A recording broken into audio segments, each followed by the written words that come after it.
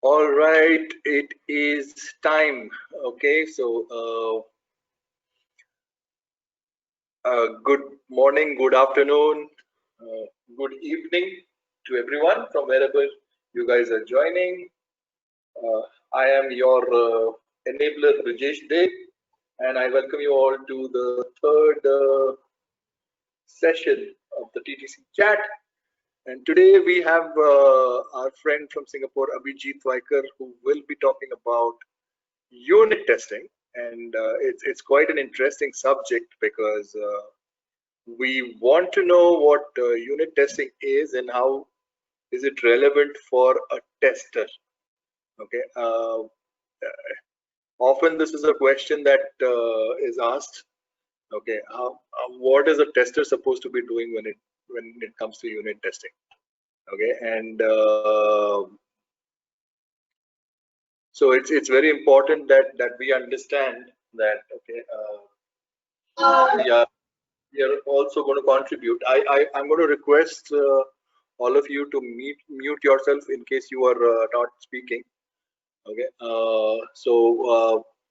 We'll let Abhijit take us through a presentation that he's going to be sharing, and then he's going to talk about unit testing, and he's going to explain his views and his thoughts, and then we all can share our thoughts, asking questions, and make the discussion interactive. Usually, I go and do the rounds and ask everybody to ask questions. I'm not going to do it today because I want you all to do it on your own. I want you guys to be proactive. Okay. Let's do it in a way where Abhijit is allowed to finish his presentation. So if you have a question, just park it or maybe put it in the chat, and then Abhijit, maybe we can go through the chat and see if there are any questions, and then or we will just unmute people and let them ask the questions directly. We can do it that way. Okay. So let's get started. Over to you, Abhijit. Okay, so thank you, Brijesh. Thank you for giving me this chance to talk about this topic. And thanks everyone for attending this session as well. So today we are going to be looking at unit testing, and we are going to go through the fundamental concepts, see a demo as well, and talk about a lot of other topics related to unit testing. So a little bit about myself. I'm Abhijit Vaikar. I am a senior software engineer test at Carousel Singapore. I'm originally from Pune, Maharashtra, India. I'm also a co-organizer of Takila. So Takila is basically a quality engineering community in Singapore. We basically organize meetups, different sharing sessions for the testing community over here. I like the name Takila, by the way, Abhijit. Yeah, so for those who do not know what Takila is, right? So Takila basically stands for Test Automation Quality Engineering Law. So the law is basically the Singlish phrase that is used frequently when people in Singapore talk to each other in English. So that is how we came up with this name. You can also find my social media credentials below. If you're interested, you can just follow me. Also, a little bit of disclaimer before we start with the topic. So this session intends to just be an introduction to unit testing based on my recent experiences with learning, writing, and understanding unit tests as a tester. Okay, so time for a quick poll. This is an online poll which I would ask every one of you to participate in. So you just need to open up your browser and hit the URL which you see on the top, and you can just answer the question. So this poll is just to understand what is the experience level of everyone attending this session with regards to unit testing. So the moment you answer the question, you will see the answers reflecting here automatically.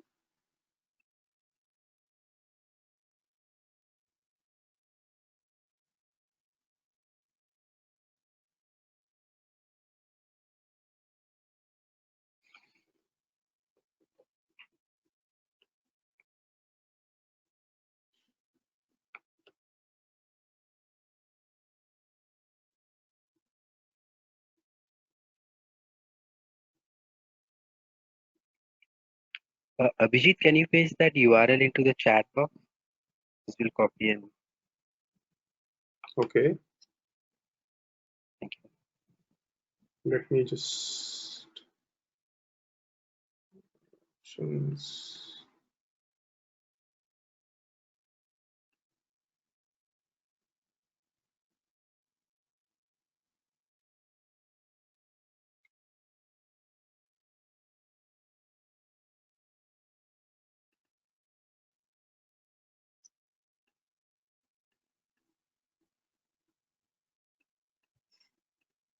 Yeah, I'm not able to. Sorry, I'm not able to find the chat screen over here. Since I'm a presenter, I think the chat screen is not visible. No problem, Abhijit. Jainam has pasted that. Okay, thank you. Thank you, Jainam.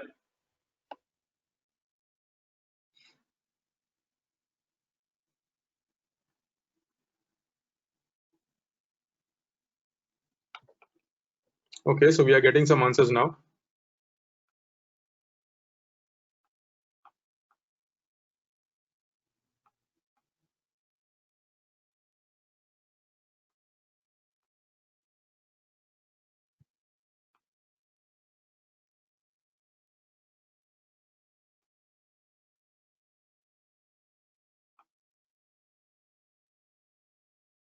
Okay, I guess probably most of them must have answered this question.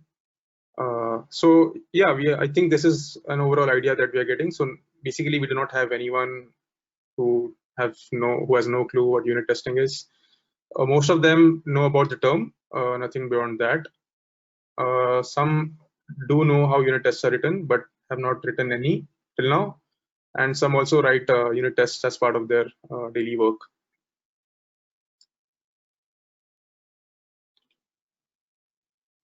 Okay, so moving on. So what are we going to look at today? So first and foremost, I will not be jumping directly to the unit testing concepts. First, what we are going to do is we are going to look into a demo application written in Java. Then we'll move on to what a unit test is. Then we'll look at some types of unit tests, understand how unit tests can help, talk about code coverage aspect of unit tests, also look at how unit tests can be effective and how unit tests are adopted in the real world. And the most important point which I want to cover in this session is should testers involve themselves with unit testing and how? And after that, we will look at some frequently asked questions. So let me jump on to the code so that we can look at the demo application. So the demo application is basically a Java application called Fruit Store. So this is an online store where a user can purchase fruits. Okay, so the application's code consists mainly of two main classes. Customer, the customer class has a method called as purchase, and there is a store class. The store class has methods like add stock, get stock, and update stock. Now, how does this application work? So I have created a simple runner just to demonstrate how this application works. So when you create an instance of the store class and also an instance of the customer class, after that, when you call the customer.purchase, the purchase method basically accepts the store instance, a kind of product, and its purchase quantity.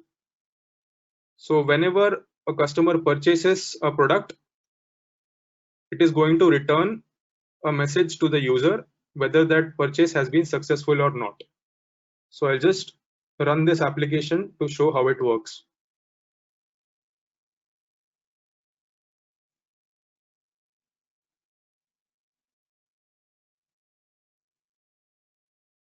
So over here you can see it shows that your purchase is successful. Now let's look a bit into the logic of the code. So first, let's look into store. So the store class basically manages the operations of the stock. So for the add stock method, there is stock.put product comma quantity. So this basically, whenever add stock is called, it will add a quantity of that product into the stock. Get stock is going to return the latest stock of that product, and update stock is going to perform an update on the product with the update quantity. For the purchase method in customer, it is going to contain the core logic of the purchase functionality. So first, what it does is it will get the current stock of that product. If the current stock is less than the purchase quantity, that means there is not enough quantity for purchasing. So what it is going to do is it is going to return transaction status.stock finish to string. So stock finish is basically an enum which returns this message: sorry, we do not have enough stock for your request.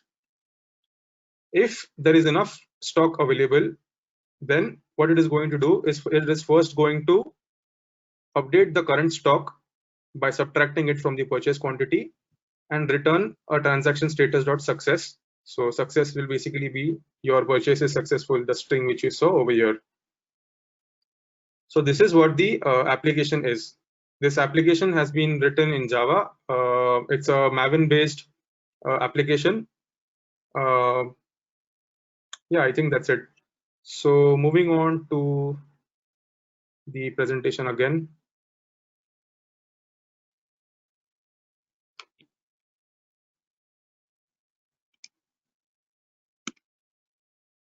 So now that we have seen what the application looks like, let's look into what a unit test is. So there are multiple ways developers implement their unit tests, but regardless of the approach, there are some common characteristics that define a unit test. So a unit test is an automated test that verifies output of a small piece of code for a given input. A unit test is also fast, and a unit test is isolated. Now, when I mentioned that there are multiple ways developers implement the unit tests, you will come across two common patterns. So the patterns are basically there are terminologies that identify these patterns. So one pattern is basically called the mockist pattern of unit test, and the other one is called the classical pattern of unit tests. So let us look at them one by one. So what is the mockist style of unit test? Just as a sort of trivia, I would like to tell that this kind of unit testing is also called as London School of Unit Testing.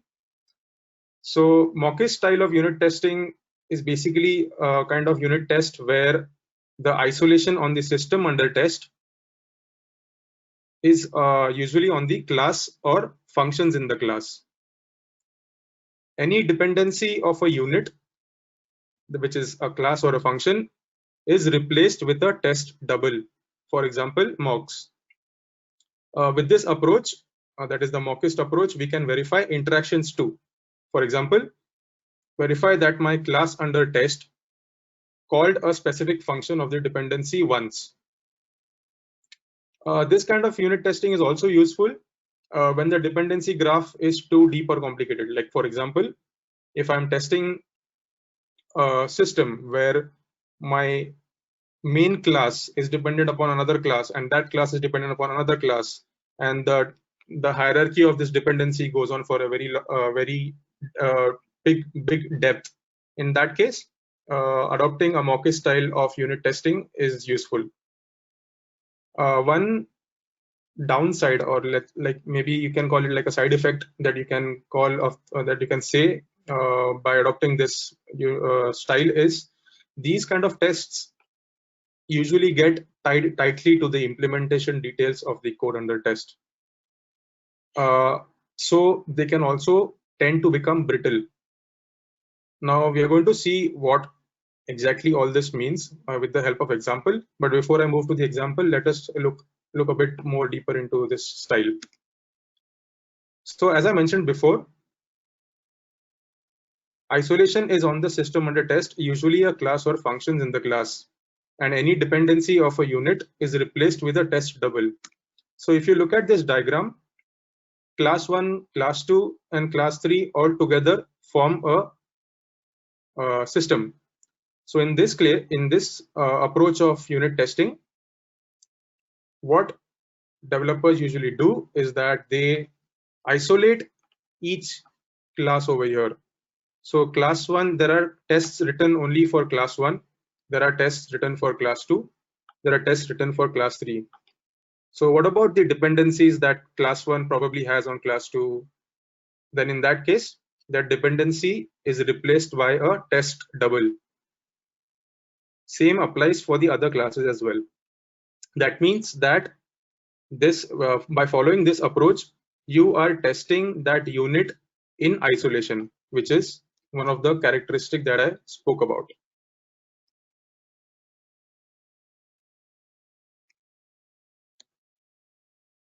Okay, so let us look at the demo.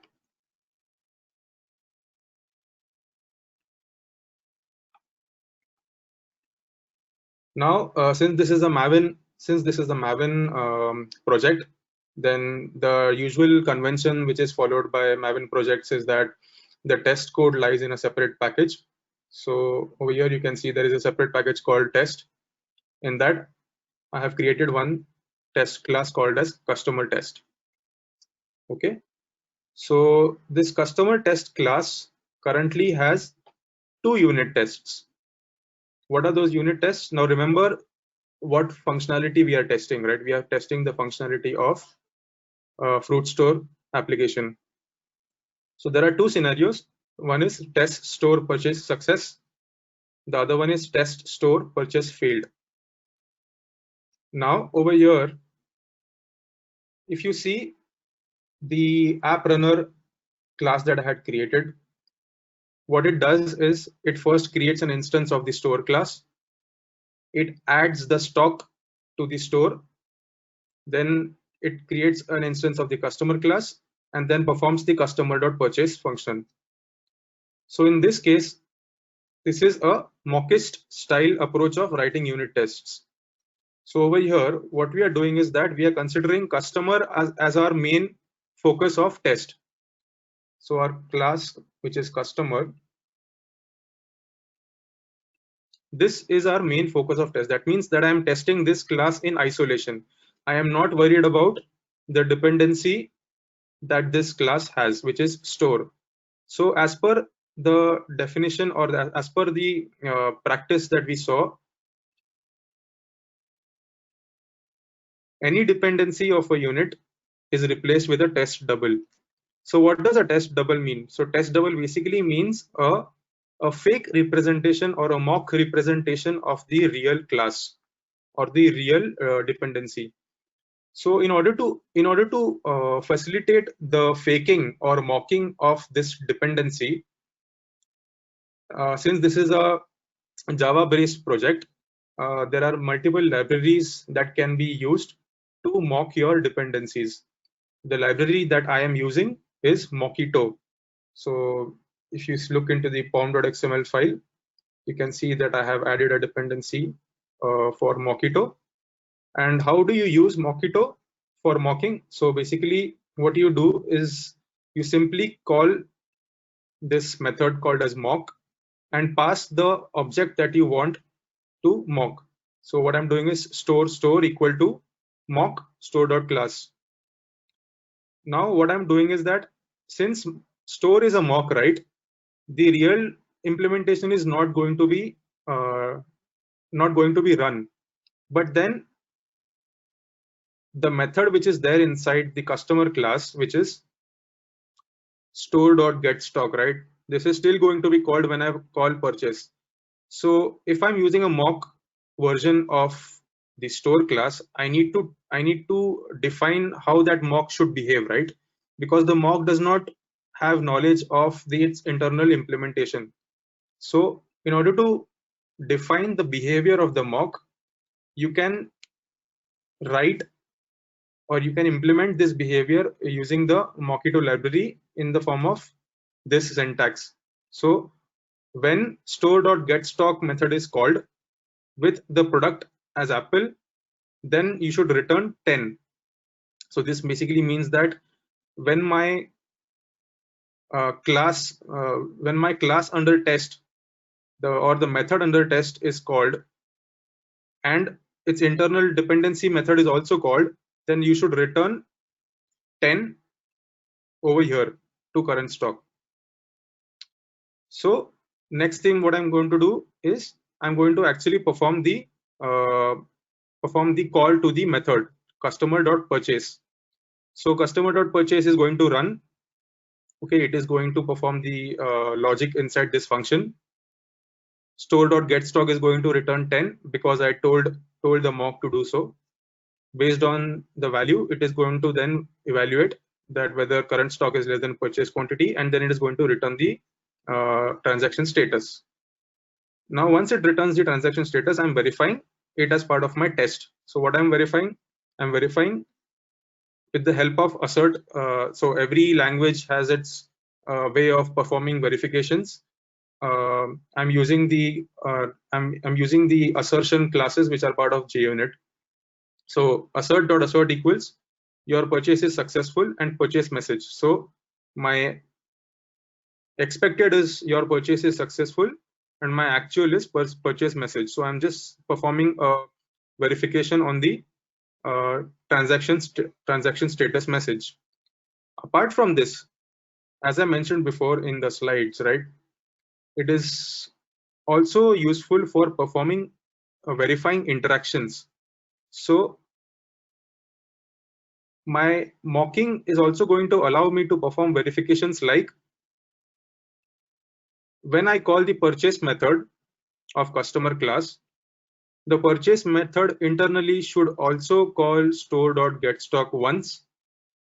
The purchase method should internally also call store.updateStock method once for the respective cases. So for the purchase success scenario, what I'm doing is I'm performing another verification. Verify when store.getStock is called, it is called one time. So this is basically number of times the method is called. Again, verify store.updateStock is called, it is called one time. So this is possible only with only when you are writing tests in the mockist style approach. Now the same applies for purchase failed as well. So for the purchase failed, what I'm doing is when store.getStock product.apple, then it should return 10. But now in my input, so this is my input of the test. In my input, I am changing the purchase quantity to 15. So since it's 15 and the stock is 10, it is supposed to return transaction status.stock finish. So what I'm doing is I'm doing an assertion, assert equals, sorry, we don't have enough stock for a request, which is my expected string, and this will be the actual string. Again, I'm performing a verification on the interaction. Okay. So, but the verification on the interaction for this test case is going to be different from the previous one. Over here, what I'm going to verify is verify that store.updateStock is never called.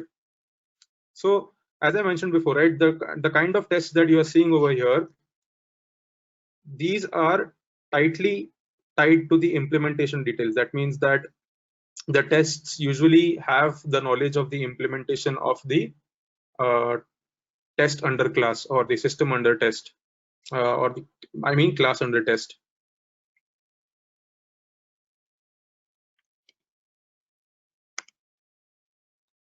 Now let's go to the classical style implementation.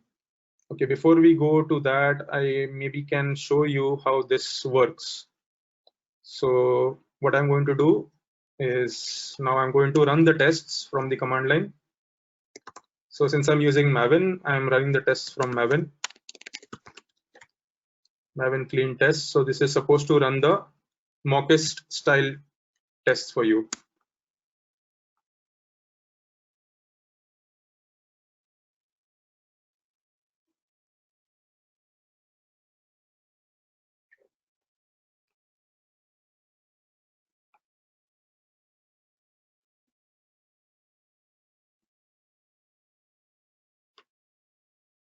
Okay, so the tests have passed. So it's all good, I guess. Maybe not, but we can take a look into that later. So moving on to the other one, classical style approach of unit testing.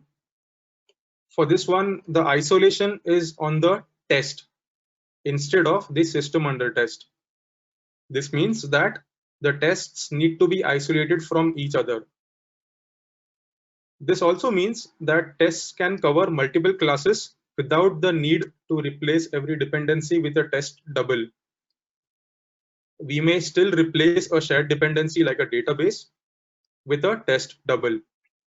Now, probably this might be raising some alarms in for you, maybe because we have this fixed way of thinking about unit tests, that when I'm writing unit tests or if I'm talking about unit tests, they are supposed to be talking about only testing a specific functionality in isolation, right? So this is basically a different approach of looking at unit tests. Some may call this as a component test or the integration test. Behavior is, so in this case of, in this approach of in this approach of unit tests, the behavior is tested rather than the implementation details. So let us look at this diagram over here, which will make things much more clearer. So now, like before, there are three classes which form the system: class 1, class 2, class 3. Over here, you can see that there is a dependency. Class 1 has a dependency. Class 1 has a dependency on class 2. Class 2 has a dependency on class 3. Now there is one more aspect of this system. This system also interacts with a database. Okay, so as per the approach of classical style, right, what they mention is, instead of isolating these classes separately and testing them separately, the isolation should happen on the tests and not on the system under test. That means that if you are running multiple tests at a time, one test should not impact the expectation or the execution of the other test. Also, if there is a shared dependency between these tests, then that shared dependency should be replaced with a test double. So the next diagram is going to make things probably more clearer. So over here, imagine that you are running multiple tests together, and since this is a classical style approach of unit tests, what you're going to do is you're going to replace the actual database with probably a mock or a fake database, instead of isolating each and every class into separate unit test. So this is what classical style approach means. So what the people who usually implement this kind of unit tests, what they consider is that it's okay to cover multiple classes as part of your unit test, given that there is no shared dependency between the tests. So imagine that this was not a fake database but a real database, right? So if you are testing a functionality which performs some write operations onto the same database which is shared across different tests, then this might impact the execution of another test. So in order to avoid that, what you can do is that for this approach, you simply replace the shared dependencies with mocks or fakes. Now we'll take a look at the classical style demo for the same application. So I'll just change my branch.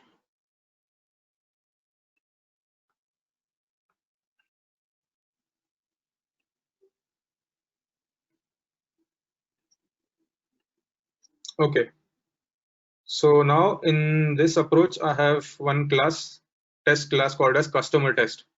Now you will see a difference in the way we are performing the test over here. Now, do you remember the mockage style approach? What we did was, hey, hold on, I think this did not post checkout. Sorry. Okay. So now you will see over here that unlike mockist style approach where we were performing or where we were mocking a dependency, over here we are not mocking the dependency at all. So try comparing this code with this diagram. So I'm initializing the store, I'm adding the stock to the store, I'm creating a customer instance, and I'm performing customer.purchase. And then I'm performing assertions on the functionality. So assert equals your purchase is successful, purchase message, which is the actual. Now another useful assertion that I am able to perform over here is that I can also verify that after I perform the purchase, the stock in my store gets reduced. So with this kind of an approach, I am also able to perform this assertion. Same applies for purchase failed as well. So there is no mock, all are real instances of the classes. I perform the purchase, and since this is a negative scenario, I will expect the error message and also verify the side effect. So the side effect is that the stock should not get reduced. So this is my assertion. So in that case, the initial stock that I added 10, it should remain the same because my purchase quantity was larger than 10. So again, the way we run this test is going to be the same.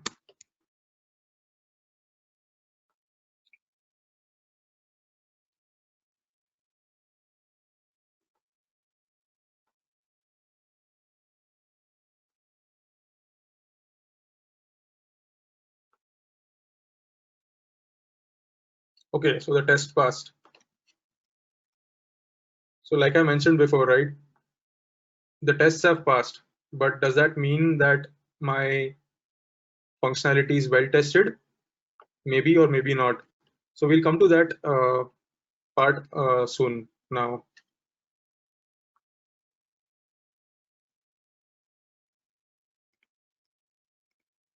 Okay, so moving on to the comparison between these two approaches. So the comparison is basically on the aspects of isolation, what a unit is for both the approaches, and where we can use the test doubles or the mocks. So for the mockist style approach, where we are using the mocks for dependencies, the isolation is done for the units, that is basically the code or the classes. Unit is usually a class for this approach, and a test double is used for all but immutable dependencies. So what does immutable dependencies mean? So if you remember over here, my purchase method has dependency on three different things: store, product which is an enum, and purchase quantity. So over here, for the mockist style approach, I mocked the store class, but did I mock the product.apple and the integer? No, right? I did not mock that one. I mocked only the store class. So that basically what it means by immutable dependencies, that these classes or these dependencies don't have any scope for changing. Store probably has scope for changing because it is maintaining the state of your application, which is why I am mocking that. For the classic style approach, the isolation is from the tests perspective. That is, you are isolating the tests and not the code. A unit in this case would be a class or a set of classes as well. And test doubles are usually used for shared dependencies. So the shared dependency example would be a database.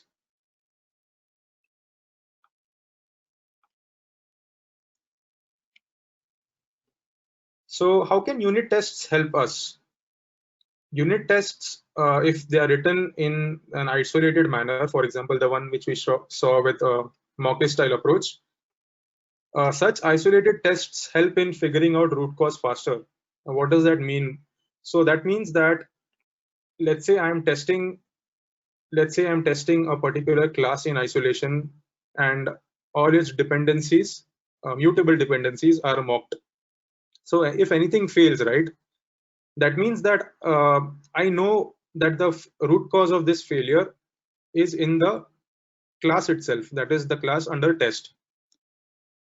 So this is how isolated tests can help me. Another way unit tests help is that they are run the earliest in the development cycle, so that they highlight issues, or we can also call them as regressions, the earliest. So if you see, a common approach of running unit tests is that developers immediately run their tests as part of their dev lifecycle, either on their like local machines or as part of the build pipeline, even before they decide to merge their code changes into the staging environment or into their master branch, for example, in their version control. Unit tests also help with sustainable growth of the project code over time. So when anyone sets out to create a new project from scratch, probably at that time we might think that okay, it's okay if you do not add unit tests. But imagine a very strategic and important project in an organization which is going to grow over time, right? Consider a time span of that project over the period of like 5 to 6 years maybe, or even for like enterprise level projects or enterprise level software, which probably gets into development mode for even 10 to 15 years. So unit tests can help with maintaining this sustainable growth. So the difference over here is sustainable. Okay, so the meaning of sustainable in this context would be that developers can basically add more code into the project without creating a mess, because the unit tests are actually going to make sure that your application or the code is going to behave as expected. Unit tests also help in creating a good design of the code. For example, they help with decoupling of the code. So what does it mean by decoupling? So usually there are two aspects of code design, right? One is where your entire application is very tightly coupled. That means that if you make a change in some particular aspect of your code, you also need to make a change in the other aspect of your code, which is not really related. But in contrast, a loosely coupled code is kind of code where if you make a change in one aspect of your code or one feature, let's say, of your code, you do not need to make change in the other feature of your code. So that is where unit tests can also help you. When unit tests are written first before writing product code, it enables developers to think of all possible cases. Writing unit tests later may cause developers to miss some cases. So what do I mean by that? So a common trend that is followed when it comes to writing unit tests is that they are written after the product code has been implemented. But then there are also a lot of people who write unit tests or tests before they implement the product code. One of the approaches of this writing tests first is also called as TDD, test-driven development. But there are some differences in the way TDD is done, and that is probably like out of the scope of this topic today. And the last one is with unit tests in place, a developer can push their changes faster and with confidence. So imagine that there are no unit tests at all written for your code base, and since there are no unit tests, you will naturally not be confident, right? I mean, fine that you're going to perform the testing as a developer, you're going to perform the testing manually by actually starting the instance of your application and performing verifications by yourself. But having these automated checks in place at that stage, okay, that is definitely going to help the developers make changes faster and push them to the next stage.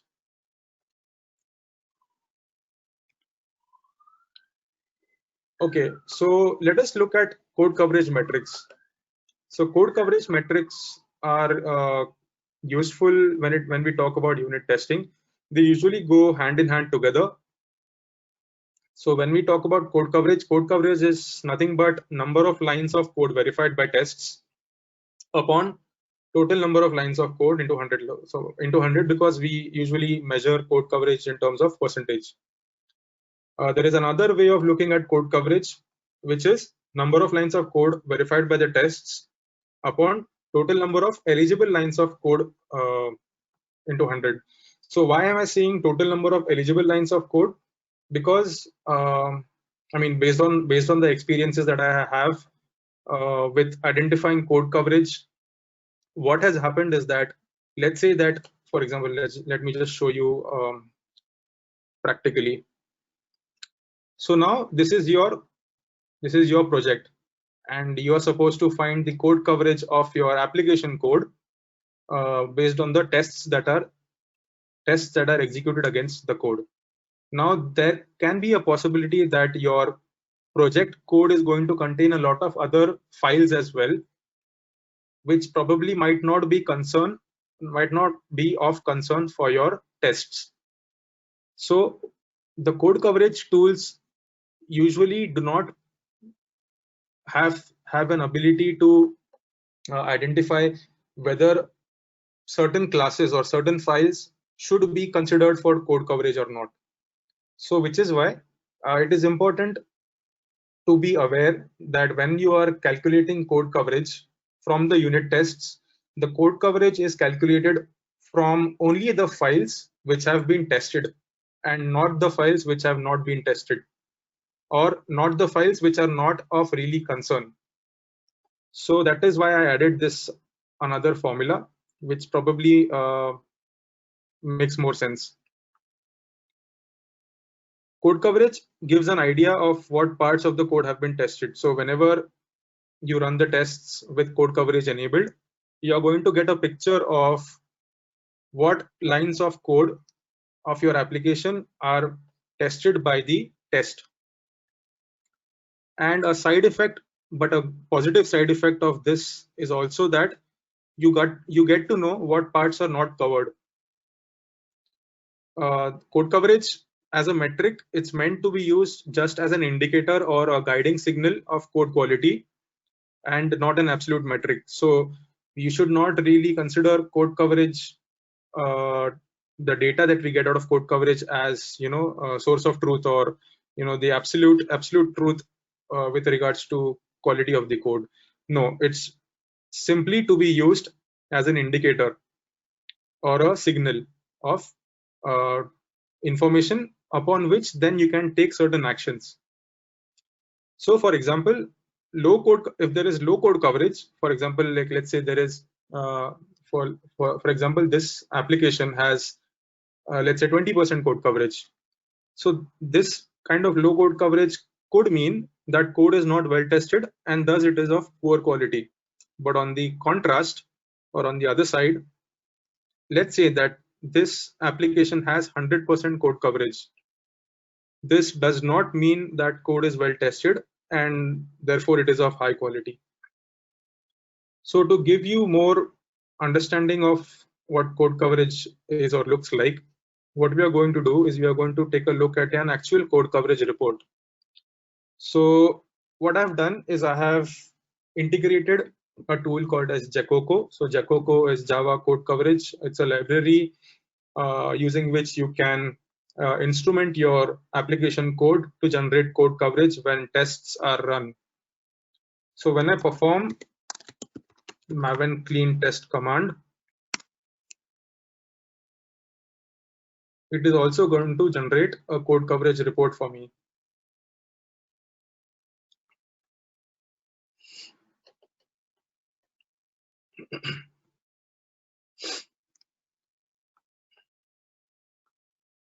Okay, so the tests have executed. Now I just need to open the code coverage report. Where can I find the code coverage report? I will find them inside the target site Jacoco index.html. So this is the HTML based code coverage report which is generated when you run the tests. So if you look over here, so these are the two main focuses, main focus of our concern. Model, it has transaction status product, not really of our concern really, but this is the main concern. So over here it shows that the store class and the customer class both have 100% code coverage. That means that all the lines of code in this class have been exercised or have been triggered from our tests. Same for store as well. But then again, does that mean that my application is supposed to behave the way my application is behaving the way it is supposed to behave? Probably not. So let us look at why it might not be behaving the way it is supposed to. So we have two tests over here, right? One is test store purchase success. One is test store purchase failed. They both are testing one positive and one negative scenario. Now let's go to the app runner. Okay, the app runner basically represents the user. So now I have added the stock as 10. Okay, and what I'm doing is that I'm calling customer.purchase with purchase quantity as 0. So what will happen if I run this function? Let's see.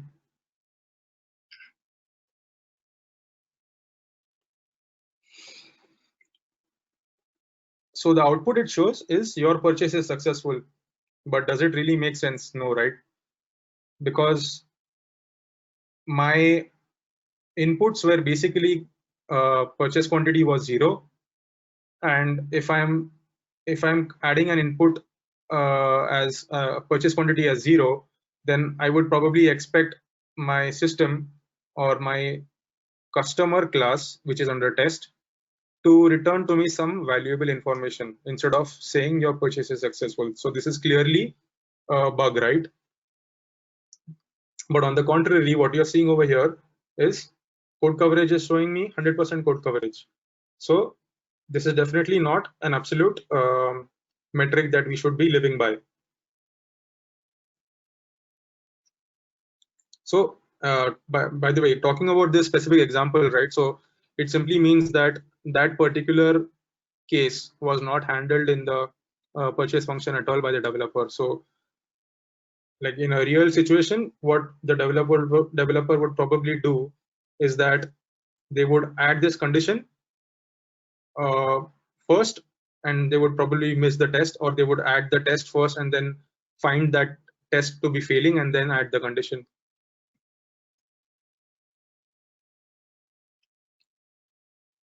Okay, moving on to the next slide. So we have looked at different types of unit tests and how they are created and how we can run them. We also looked at code coverage as one of the indicators of quality, but not an absolute indicator of quality. But since they are not an absolute indicator of quality, right? How do we know that the unit tests that have been written by developers, or even us in that case, if we are writing them, how do we know that they are effective unit tests? Because ultimately what we want to do is we want to get value out of those unit tests, right? So there are some things that we can consider doing. So effective unit tests, they are easy to write and maintain. So if unit tests, the way unit tests are written, they do not follow a kind of approach where a developer ultimately comes to frustration where you know the way that the previous developer has written these unit tests, it's very bad, there is no structure at all to the way the unit tests have been written. There is no aspect of reusability in the test code. So what they would do is that they'll simply ignore adding unit tests. On the contrary, if the unit tests have been designed in such a way that it's very easy to write and maintain them, it will encourage you or the developer to write tests in the first place. Effective unit tests also have proper assertions. So like what you saw in the examples in the demo, all the tests had proper assertions which were verifying the right thing. There are also instances where unit tests are written conceptually, but there are no assertions added into the unit test at all. So that is as good as not having any unit tests. So having proper assertions is very important for effective unit tests. Also, it's very important to be aware that we should be focusing more on the areas of the code base that really matter. For example, business logic. So we do not need to add unit tests, for the sake of adding unit tests everywhere.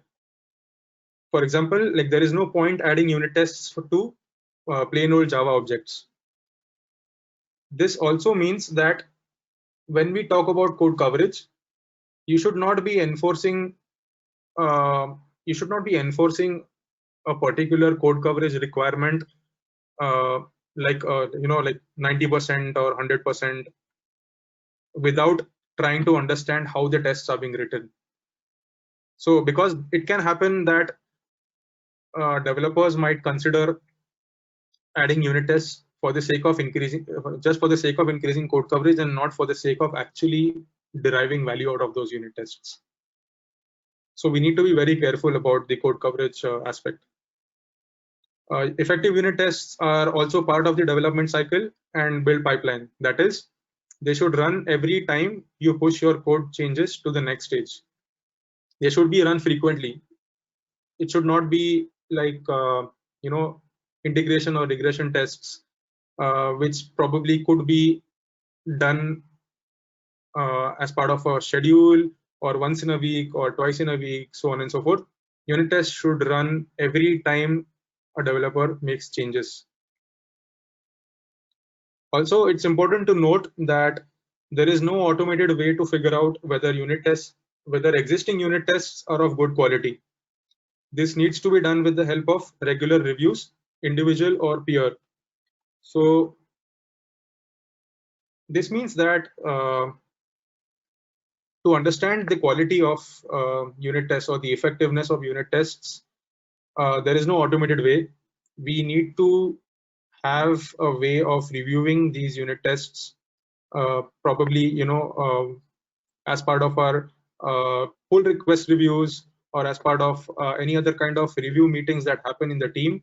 So these reviews are very, very important to ensure that the tests that have been written, they are actually deriving some value.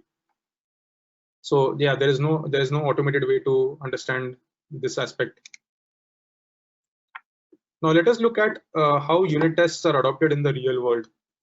So in the real world, they follow a mix of both classic and mockish style approach. So I've seen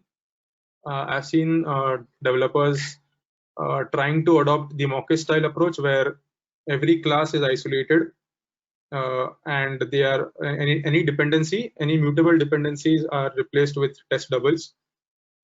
There are also situations where only classic style unit testing is adopted. Then many prefer writing tests first before writing the implementation code. So this basically means that they add the tests first and then implement the code later.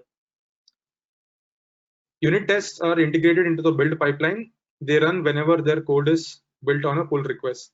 So this is quite a common situation almost everywhere, that whenever a developer creates a pull request, now I'm talking from a GitHub version control language or terminology, that whenever a developer creates a pull request for his changes, that pull request is going to perform the build on the application, and then it is also going to run the unit tests.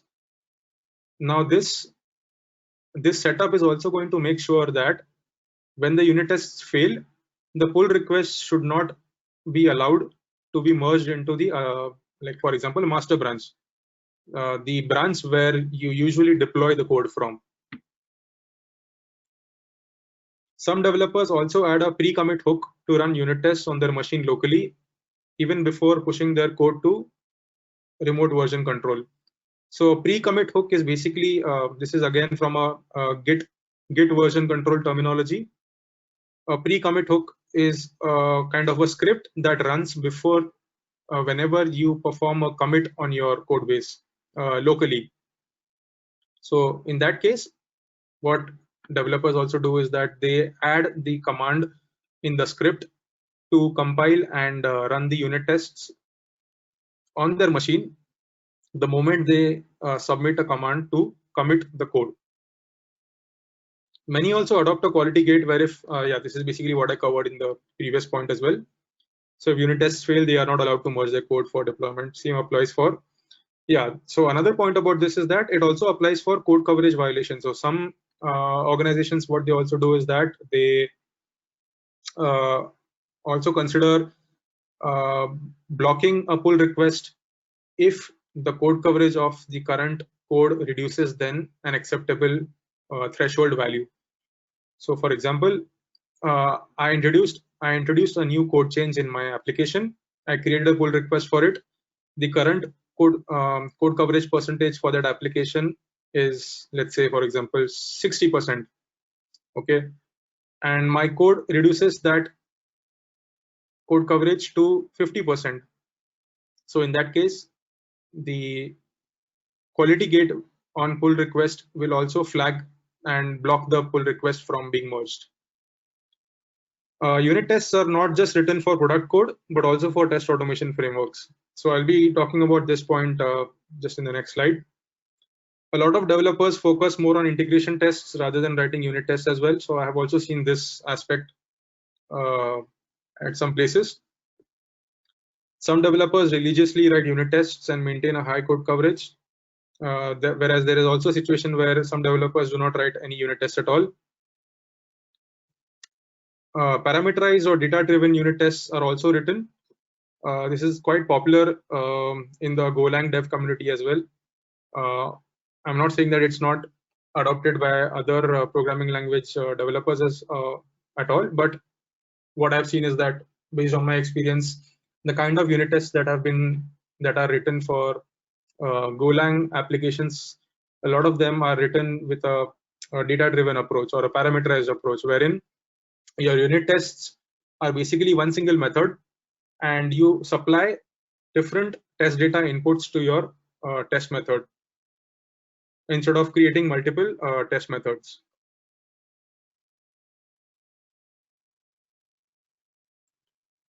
So now we'll come to the most important point of this discussion. Should testers be involved in unit testing, and how? So in my opinion, the answer is yes. How? So to begin with, what you can do is you can write unit tests for your core components of test automation framework. So in your organization, let's say that you are responsible for maintaining or building or enhancing your test automation framework, then start writing unit tests for the core components and add those unit tests to your framework's build pipeline. Okay, I'll move to the next point just a few minutes later, and I'll talk more about the first one. So what does it mean to write unit tests for test automation framework? So basically, when we consider a test automation framework, right, there are a lot of different components that make one test automation framework, right? So the common components that we usually see across different frameworks are, like, there is driver management, then there are different classes for test data management, there are different classes for handling configuration as well. Then nowadays you will see that a lot of test automation solutions implemented in organizations, they run their tests on cloud services like maybe Browser Stack, Sauce Labs, so on and so forth. So there is also code written in the test automation framework to handle this integration with the third party or the cloud service providers. So this code also needs to be unit tested. Then you also have integration with test case management system as well. For example, when you run your tests are going to basically create test runs or test suites on your test case management system, like for example Jira or TM4J or TestRail. So your framework will also have utilities or classes to interact or perform these operations on the test case management systems. So they can also be unit tested. Reporting handlers can also be unit tested. So basically all classes that support correct functioning of the test framework, you can start writing unit tests for them. Talking about the other aspects of test framework, which is like page objects or test classes or feature files or test specs, you really need not add unit tests for them. I mean, there's basically there's no point adding unit tests for these parts of the test framework, right? So focus more on the components which are actually supposed to keep your test automation framework running stably. Okay, so going to the next point about how you can be involved in unit testing. So the second point is you can start conversations with your developers, front end, back end, both, to seek information. So what kind of information you can try to understand from them, whether they write unit tests or not.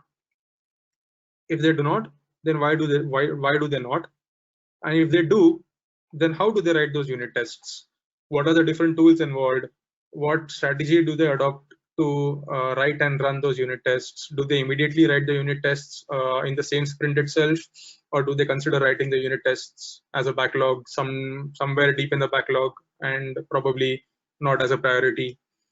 What is the current code coverage of the product code? Is it low?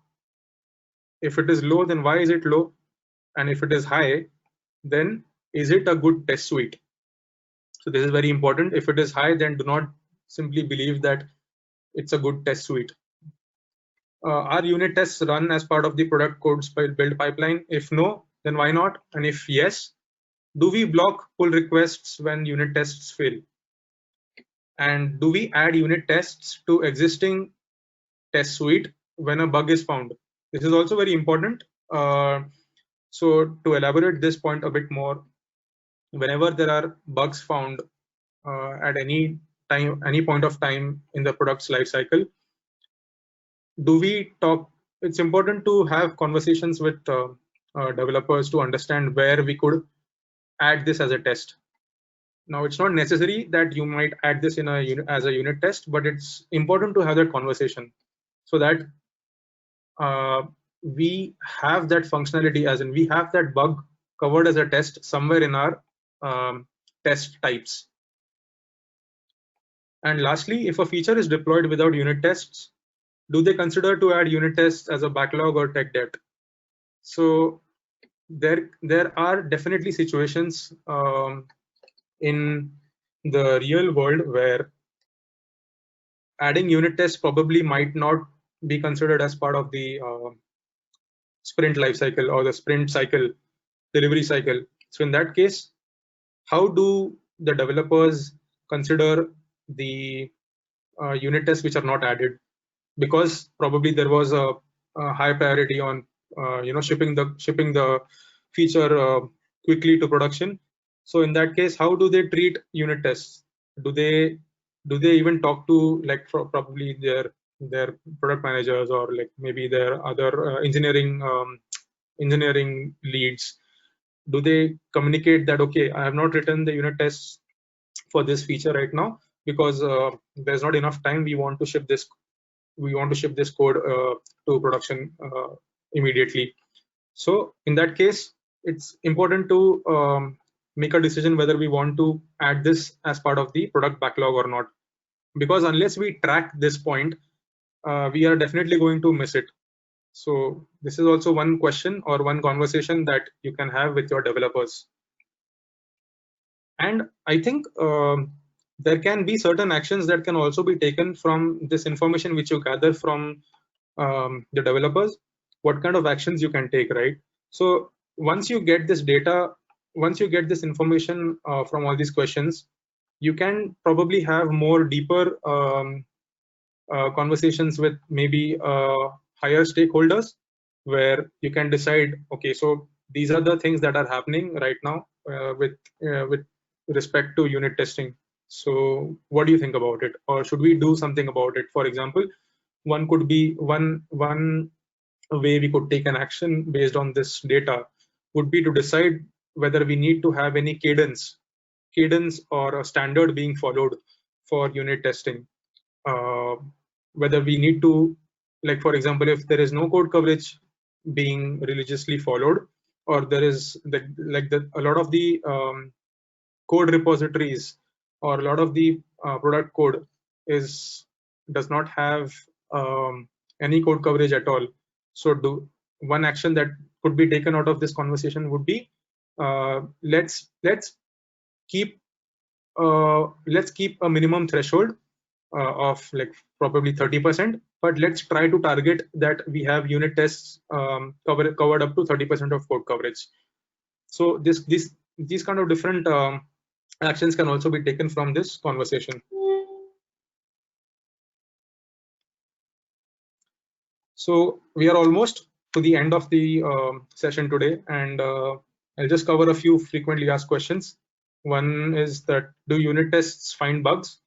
In my opinion, yes, they do, especially the obvious ones, provided the tests are written in the first place and the tests are testing the right thing. Because if no unit tests are written, naturally no bugs will be found at that level. Also, does that mean that we should not focus on further levels of testing if we already have unit tests? Absolutely not. Regardless of whether unit tests are being written or not, it's extremely important to perform integration and end-to-end tests. We should not expect unit tests to find all bugs. And since they are unit tests and are written by developers, should they just cover basic positive and negative cases? No, they should cover as many cases as possible for that specific functionality that is being tested at the unit level.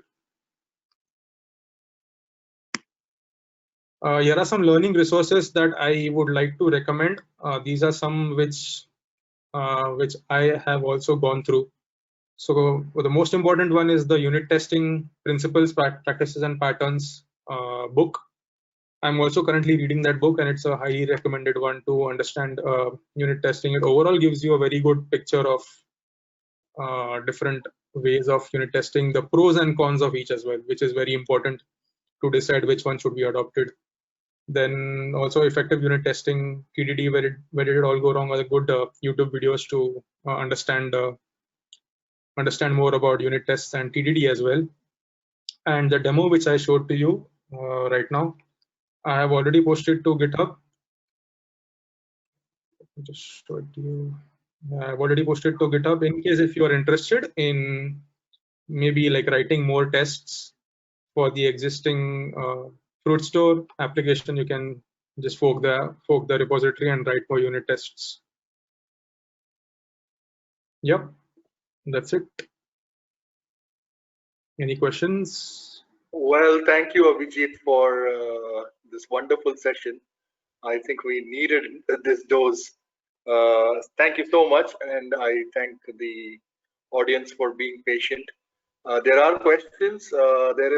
The first one is from me, of course. When you spoke about test double, is it reminiscent of the stubs and drivers that we talk about in context with integration testing? When we Yes. say a test, okay. Yes, that's correct. Okay, then there is a question from Mithul. Mithul, of course, it's past 3 a.m. his time in Canada. Thank you for staying up so late. His question. Oh, thank you to Brijesh and Abhijit for this wonderful session. Yeah, I will just read out your question, Mithul. Sure. Can you Mithul's question is, can you please explain how tests are interdependent in the mockist approach? Sorry. The question is, can you please explain how tests are interdependent in the mockist approach? In the mockist approach, actually, the tests are interdependent. Yeah. Is that? Yeah, that's correct. So, one of the differences between the mockist and the classical approach is in mockist approach, the tests are interdependent, and in classical approach, the tests are isolated, right? I think that's what we discussed. So I was just trying to understand, how in mockist approach tests are interdependent. So the point of dependency or interdependency is from the aspect of isolation. So the isolation aspect over here, when it comes to mockist style approach, the isolation is on the application code. So this does not mean that our tests are dependent on each other. It's just that when we are talking about the classical approach, right?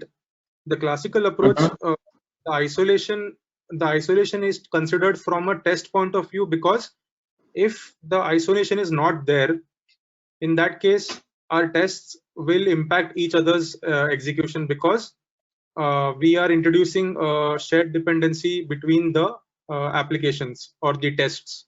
So it's a bit different the way we are looking at isolation of tests with regards to mockist approach. In mockist approach, that is not really our concern, because we are anyway isolating the code under test.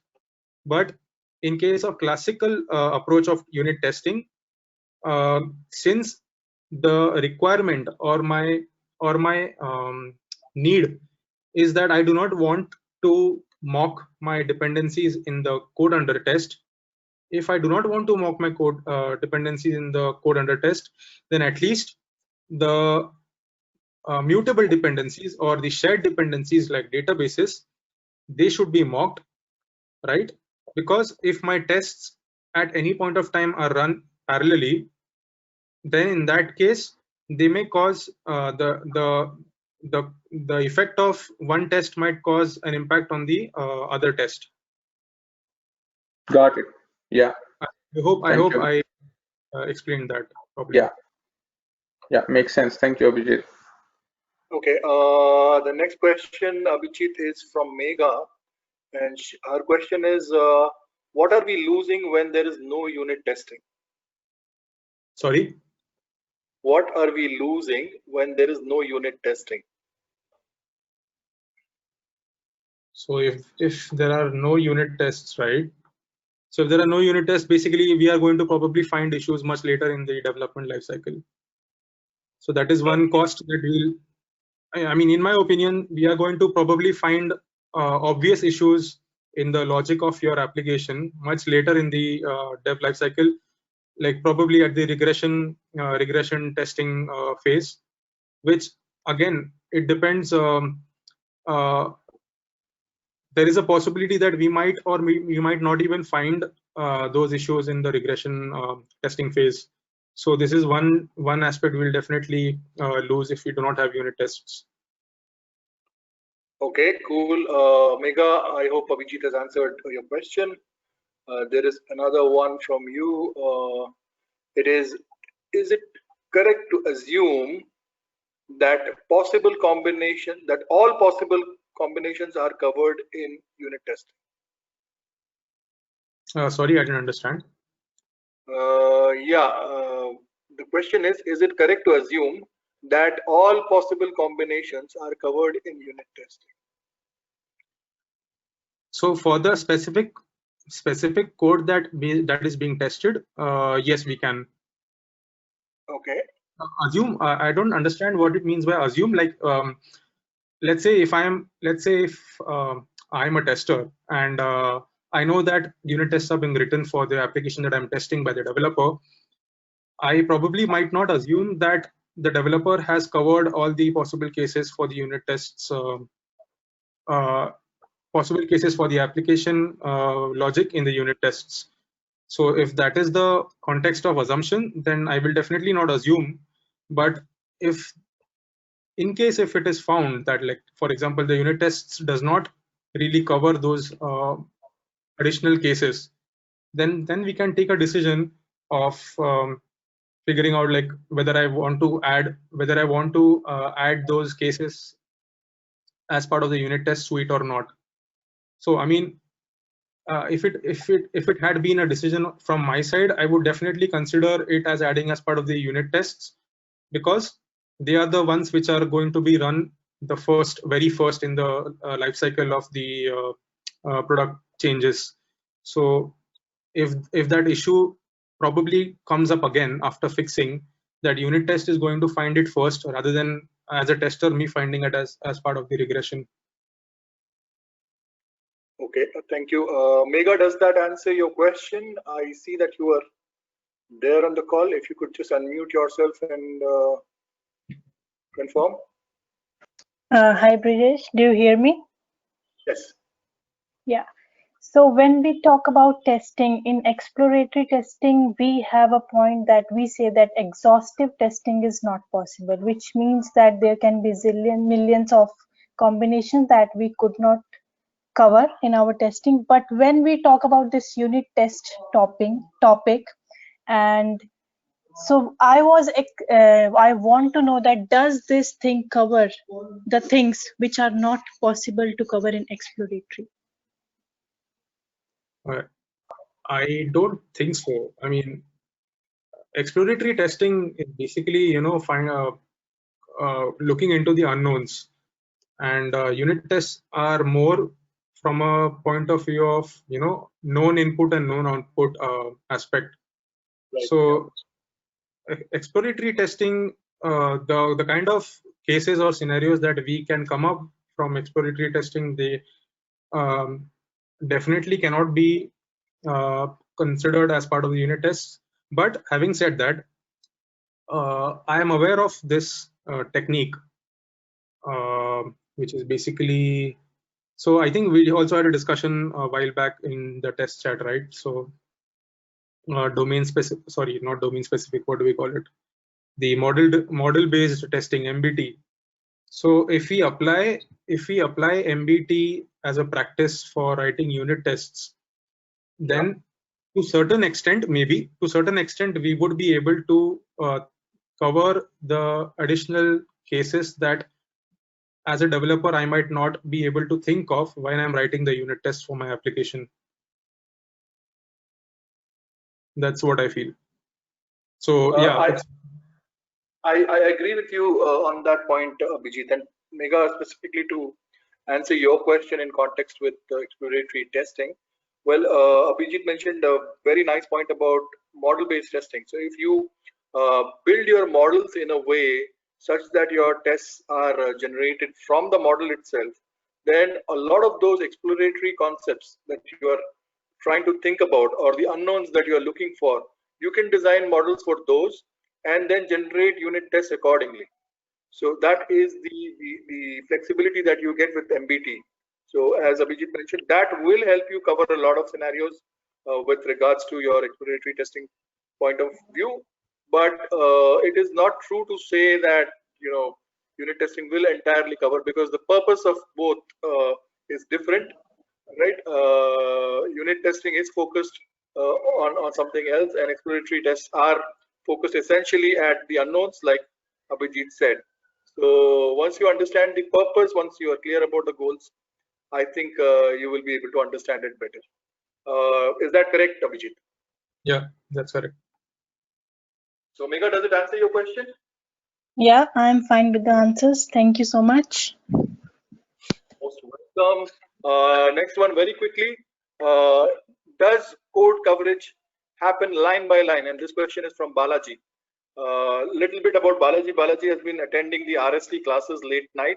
So good to see you here in the call after a very late night class with James Buck. Thank you, Balaji, for joining. His question is, does code coverage happen line by line? Yes, I think I can elaborate this. I'm having a clarification whether this happens line by line for each functions and each classes. So Balaji, yeah, it does happen for each function and each class that you are calculating the code coverage for. So if there are two classes as part of your application code, and you run the test, you run the unit tests along with code coverage enabled, then you're going to get the lines of code covered for both the classes. Okay. Yeah. And one more thing, I felt like unit and the component test both are same. Is that correct? So coming back to the same aspect, right? Like when we talk about different approaches of writing unit tests. So Yes. when I'm writing a unit test by mocking all my dependencies, that means I am focusing purely on that one class or the one function. Okay. Now there can also be a possibility that my function that I am testing of a class, it does not have any external dependency at all. So Okay.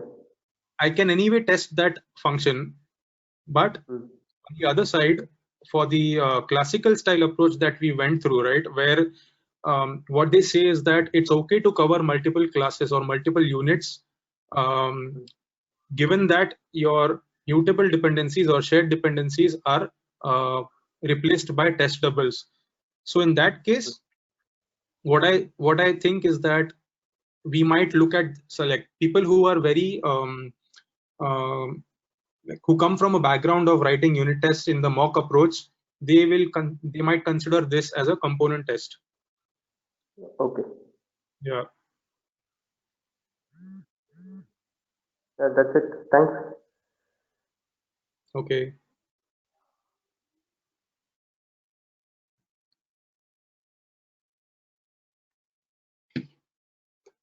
Any other questions? Brijesh, you are on mute. Brijesh, you are speaking on mute. Okay, I'm sorry. Thank you, Balaji, for coming in. The next question is Mithul saying, it's a controversial question. Should we write unit tests for automation code? I think Abhijit already covered it. I thought it's controversial because we're always pressed for time, and people are saying like we don't have enough time to write automated tests, and now you want to write unit tests for them. Come on. So I think it's very context specific, right? I mean, at some point of time, you should probably give a thought of writing unit tests. Also, it depends a lot on the way the test automation framework is being used, right? So let's say that you are in a situation where the only person who is writing or only person who is using the test automation framework or contributing to the development of test automation framework is only you, no one else. So you probably might keep writing, you probably might think of writing unit tests as a plan for the next year maybe.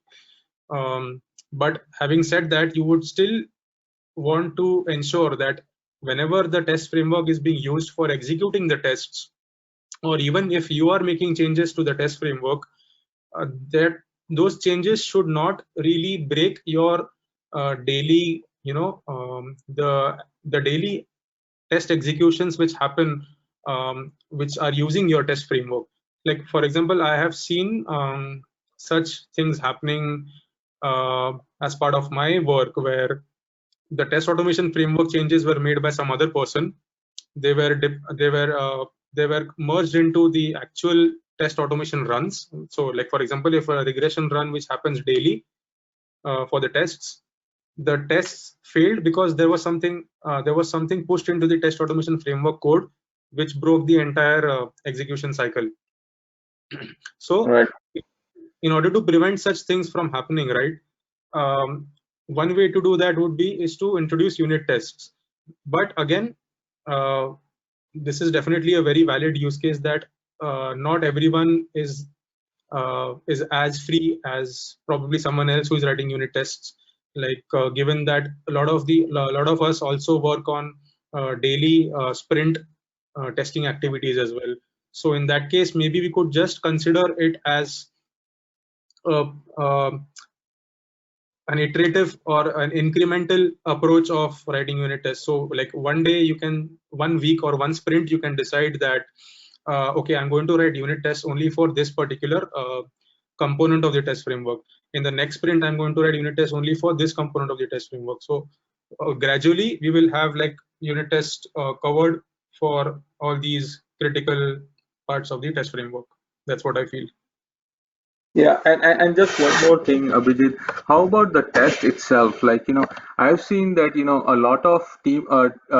lot of my team members, right? They write automated tests, okay? And when I review them, right, they miss to put proper validation, and then their tests are always passing or always failing. If it fails, it's okay, I can always go and review them. But if it always passes, then the problem is we are not able to find defect and it leaks to production, right? So I have not been able to solve this challenge since long. Like, how do I test the test written by my team, like, if they are valid or not? So my first question is probably that isn't there any code review activity that happens, like for example, your colleague creates a change, and that change is first reviewed by a peer or another colleague, and only after reviewing that is merged to the actual development branch or whatever of your test repository. Because if there is a review phase that happens, then it's very easy to spot such weird way of writing tests without assertions. Right. Yeah, so I mean, this is something which I also follow. I mean, we in my organization also follow very religiously. Like, we review each other's pull requests. There's basically no choice for you to but basically review those, get your changes reviewed from other team members. Without that, you cannot even merge the pull request. Correct. Yeah. Thank you.